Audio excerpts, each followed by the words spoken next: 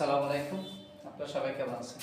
আমি আজকে আলোচনা করব ইংলিশ সেকেন্ড পেপারের এসএসসি পরীক্ষার জন্য passive voice, active to passive, এটা কীভাবে চিনতে হবে দেখুন। যেমন ভয়েস হচ্ছে দুই প্রকার, ভয়েস দুই প্রকার, ঠিক আছে? ভয়েস কয় প্রকার? দুই প্রকার। তো দেখেন ওখানে হচ্ছে প্যাসিভ, অ্যাক্টিভ আর প্যাসিভ। অ্যাক্টিভ অর্থ হচ্ছে কর্তৃবাচ্য, প্যাসিভ অর্থ হচ্ছে কর্মবাচ্য। অ্যাক্টিভ ভয়েসের গঠন আমরা দেখতে পারি, অ্যাক্টিভ ভয়েস এর গঠন তাহলে কিরকম? অ্যাক্টিভ ভয়েসটা সবসময় subject plus verb plus object এর আকারে হবে।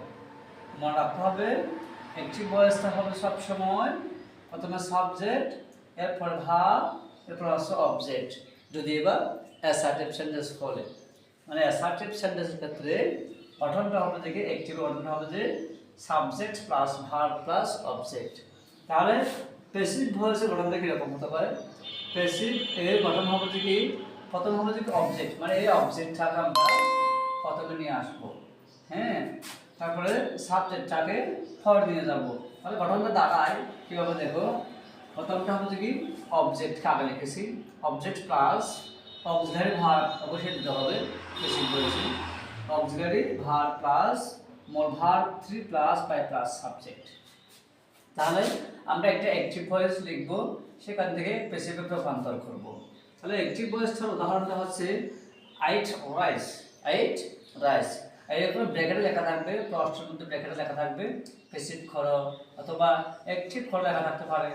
যেটা লেখা থাকবে সেটাই আমরা রূপান্তর করব, কেমন? তাহলে দেখা যায় এটা আমরা কীভাবে রূপান্তর করতে পারি। আইট রাইস এটাকে রূপান্তর করতে হলে এটা হচ্ছে অবজেক্ট, এটা হচ্ছে সাবজেক্ট, এটা হচ্ছে ভার্ব। তাহলে আমরা এই অবজেক্টটাকে রাইসকে আমরা সাবজেক্টে নিয়ে আসবো, রাইস। মনে রাখতে হবে এখানে লাস্ট যেহেতু ওয়ার্ড যেহেতু লাস্টে এই প্রথম অক্ষরটা ছোট হাতের আছে, আমরা মধ্যে একটা সাবজেক্ট নিয়ে আসবো, এটা প্রথম অক্ষরটা বড় হাতের হয়ে যাবে, ক্যাপিটাল লেটার হয়ে যাবে, রাইস। এবার হবে যে অক্সিলারি ভার্ব, অক্সিলারি তো এখানে নেই, তাহলে আমরা এটা কোন টেন্সে আছে, ভার্বটা কোন টেন্স দেখে আমরা অক্সিলারি লিখব। ভার্বটা এখন প্রেজেন্ট ইন্ডিপেন্ডেন্ট টেন্স আছে, যেহেতু ভার্ব 1, তাহলে আমরা ইস লিখব, যেহেতু এটা সিঙ্গুলার নাম্বার, রাইসও সিঙ্গুলার নাম্বার। সাবজেক্ট যদি সিঙ্গুলার নাম্বার হয়, ভার্বও সিঙ্গুলার নাম্বার লিখতে হবে। ভার্ব যদি প্লুরাল নাম্বার হতো তাহলে ইস না হয় এখানে আর হতো, যেটা যদি প্লুরাল নাম্বার হতো। রাইস ইস লিখেছি। এবার মূল ভার্ব যেটা আছে প্রিন্সিপাল ভার্ব যেটা আমরা বলি, সেই প্রিন্সিপাল ভার্বকে আমরা 3 নম্বরে প্রকাশ করবো, যেহেতু মূল ভার্ব 3, তাহলে 3 হচ্ছে 8, তারপর হচ্ছে ভাই লিখেছি, তারপর হবে সাবজেক্ট, সাবজেক্ট ছিল এখানে কি, সাবজেক্ট ছিল আই, আই থাকলে অবজেক্টে গেলে মে হয়ে যাবে, সিটেড বাই মি। অ্যাক্টিভ ভয়েসে দেখো হি হ্যাজ ডান ইট, এটা আমরা প্যাসিভ ভয়েস করলে এই ইটটাকে আমরা আগে নিয়ে আসছি, ইট, তারপরে হ্যাজ এটা এখানে আসে, এটা যেহেতু সিঙ্গুলার নাম্বার ছিল তাই হ্যাজ বসেছে, এটাও তো সিঙ্গুলার নাম্বার তাই হ্যাজ বসছে। মাঝে মধ্যে আবার এই হ্যাজটা হ্যাভ হতে পারে, যদিও বা এটা সিঙ্গুলার প্লুরাল বেশ কম হলে, এটাইও সিঙ্গুলার এটাইও সিঙ্গুলার। তাহলে এই যেহেতু সিঙ্গুলার নাম্বার তাই আমরা হ্যাজ লিখে দিয়েছি, এটা যদি দেয়া হতো প্লুরাল নাম্বার হতো তাহলে এটা হ্যাজ হতো না, এই হ্যাজটা এখানে হ্যাভ করে দিতে হবে। তাহলে ইট হ্যাজ বিন, বিনটা কেন আসছে, কোনো একটা সেন্টেন্স যখন হ্যাভ হ্যাজ হ্যাড থাকবে সেক্ষেত্রে আমরা একটা বিন আনবো, প্যাসিভ ভয়েস করতে হবে, যদি এটা প্রেজেন্ট পারফেক্ট টেন্সে আসে। তাহলে প্রত্যেক পারফেক্ট টেন্সের ক্ষেত্রে সেটা প্রেজেন্ট পারফেক্ট হোক, পাস্ট পারফেক্ট হোক, ফিউচার পারফেক্ট হোক, সব সময় যে কোনো পারফেক্ট টেন্সের ক্ষেত্রে আমরা একটা হ্যাভ বা হ্যাজ বা হ্যাডের পর একটা বিন দেবো। হ্যাভ থাকলে হ্যাভ বিন, হ্যাজ থাকলে হ্যাজ বিন, হ্যাড থাকলে হ্যাজ বিন, মাঝে মধ্যে এটা পাল্টে যেতে পারে, যেটা বলছিলাম। তাহলে হ্যাজ ছিল হ্যাজ লিখেছি, বিন লিখেছি, এরপর ভার্ব 3 হবে, মানে অক্সিলারি ফর পরে মোর ভার্ব 3 হবে, তাই মোর ভার্ব 3 দিয়েছি, এখানে 3 ছিল, এটা পারফেক্ট টেন্সে ভার্ব 3 হয়, প্যাসিভ ভয়েসে ভার্ব 3 হয়, এখানে পারফেক্ট টেন্স ছিল তাই প্যাসিভ ভয়েসে এরকম বসছে। তা এরপর ভাই দেবো আমরা, মোর ভার্ব ভাই, বাই দিয়েছি, তারপর হবে যদি সাবজেক্ট, সাবজেক্ট এখানে কি আছে, হি ছিল, এই হিটাকে আমরা হিম করে দিয়েছি। এবার আরেকটা উদাহরণ দেখা যাক, এটা লাস্ট উদাহরণ। তাহলে will take the fan, will take the fan, এটাকে আমরা প্যাসিভ ভয়েস বানাবো। তাহলে দ্য ফ্যানটাকে আমরা আগে নিয়ে আসবো, হ্যাঁ।